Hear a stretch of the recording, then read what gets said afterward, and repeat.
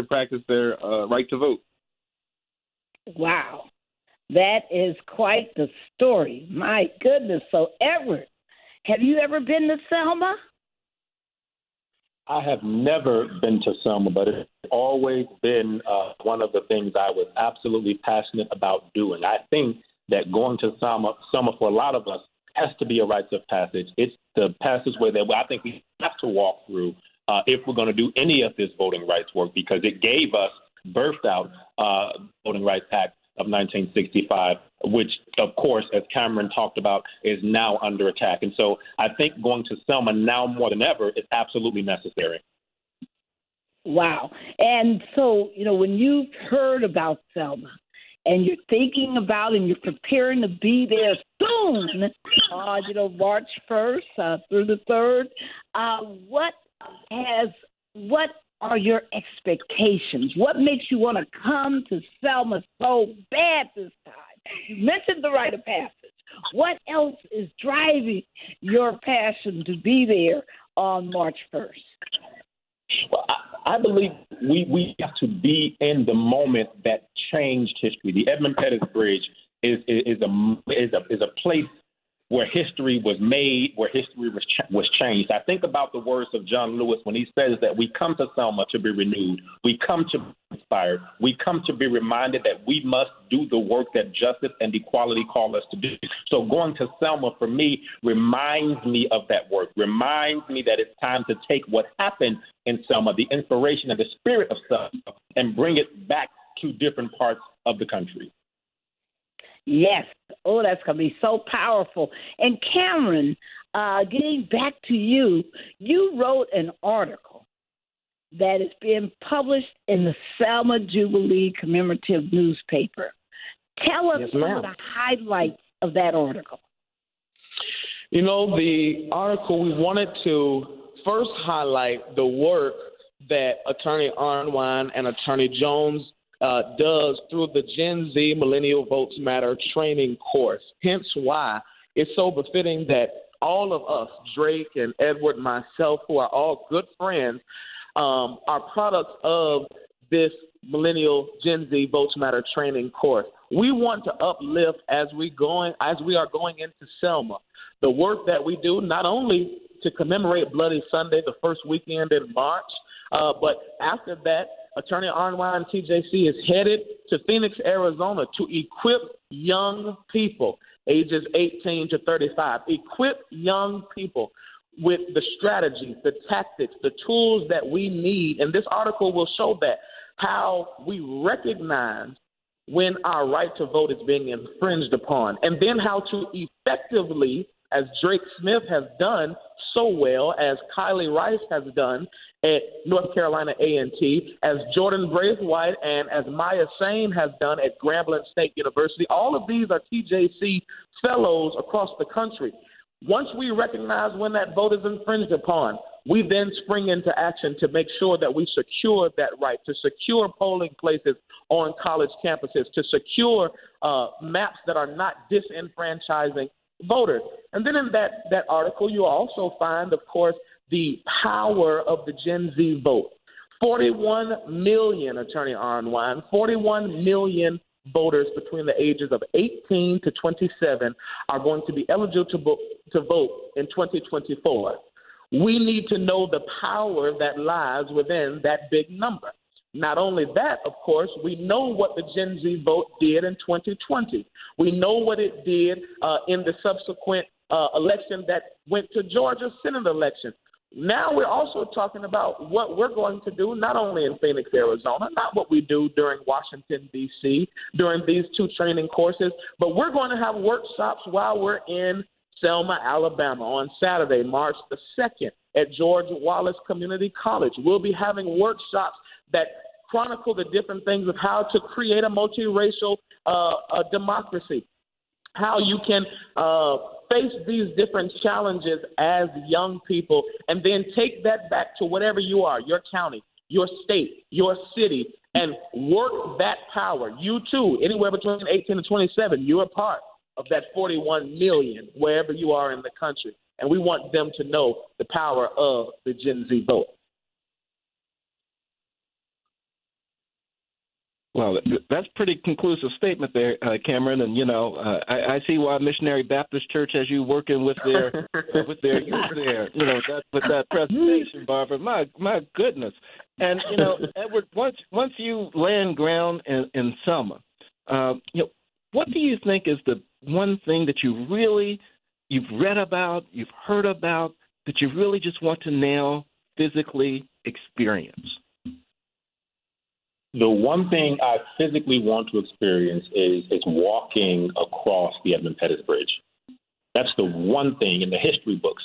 When you think about Blood Sunday, when you think about the fact that our people walked across this bridge, endangered their lives, all for the right to vote and to have access to the ballot box, that going across that bridge is, in essence, it's radical and it's changing, because a lot of our folks were beaten to be prevented from going across the bridge, and now in 2024, I can walk across that bridge unbeaten and unbowed, still fighting for the right to have our votes reinstated. The same way that we're pushing back against the Eighth Circuit Court when it came to the decision about the right to vote, being able to sue governments or what have you, if they've ever violated individual rights. And so I think walking across that bridge becomes this radical reformation, and it becomes this thing that it shifts the locus of control from external circumstances, more so something that's internal, to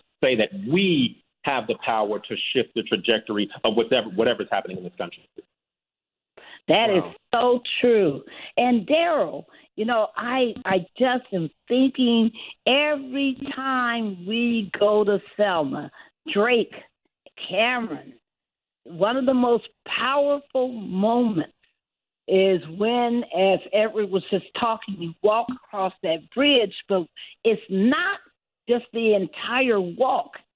It's within those first 5 minutes, and you get to the apex of the bridge, the top of the bridge, and you look down the bridge, and you see where all of those state troopers were standing with their billy clubs, the dogs, their horses, their gas masks, all of that. You can see where they were, and that when they got to that point, they still had over a block to walk. And they saw that threat, yet they kept walking. That's what always throws me.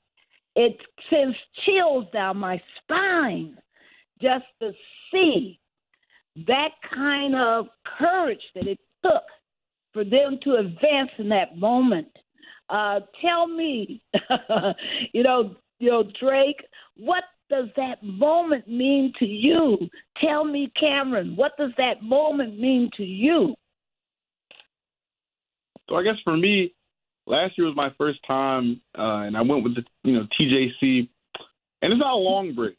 That's the one thing that struck me about it. It's not a long bridge. It's actually a very short walk in the grand scheme of things. But that walk, or like what they like to say down there, what happened here changed the course of history. And I guess for me, if they can, face the water hoses, the dogs, the state troopers, the bull connors, and then I think a lot of people don't forget, that was the start of the march. They still had like 50-some miles to go before they hit Montgomery, and they completed the march at a later date. If they can do that, but some people can't go, a mile down the road, or, walk through, you have the right to vote. And you can't go to your precinct and use that right that was fought so hard for. That just boggles my mind, because this wasn't so long ago. This will be the 59th anniversary. I'm lucky to say that I have all my grandparents still alive, and all of them are only in their 70s, right? They're mid-70s. That's right. They remember this. This was just a year before my own mother was born. I have a lot of older cousins that were there. And when you go to Selma, that's the one thing. You see a lot of foot soldiers. I met Reverend Nathan Knight from North Carolina. I met him down there. at the TJC at Walsh Community College. Actually, I had the opportunity to take a picture with George Sally, and unfortunately, he has just passed on, but he was one of the oldest survivors. And I didn't know who he was. I took this picture with him. We had a very nice conversation. And then I see him on the front page of the newspaper walking with the president. And I said, wow. You never know who you're going to meet in Selma. And just being able to talk with him, and it kind of reinforced in my spirit that I'll never miss an opportunity to vote.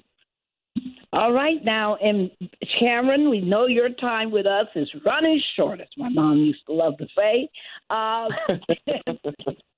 And I want you to tell us, in these remaining minutes that you have, tell people, what has, drawn you, all the time to Selma, what you want them to know about this year, about why they should be there. And I want you to tell us, what your final thoughts are to our listeners. Take your time. And at the end, we're going to tell people how to get in touch with you. Go ahead, sir. Yes, ma'am. We often hear a lot of people saying right now that we know someone older than our right to vote. Our right to vote came in 1965, 59 years ago. Everyone knows someone older than 59 years old. You know someone or something even older than our right to vote. Here's the other thing that everyone is always saying. If your vote was not that important, they would not work so hard to take it away.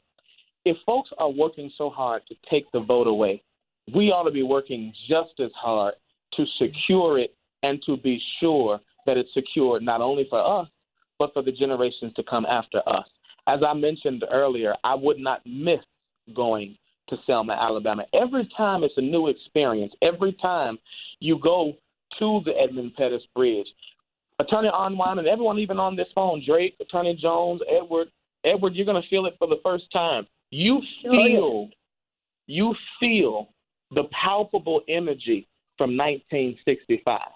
It's something about seeing an image and then going there for it yourself. I remember last year I got a chance to go out to the Lorraine Motel, as we all have. But because I was with Reverend Jackson as National Youth Director, I got a chance to step out onto the very place that Dr. King stood when he took his last breath. It's a whole...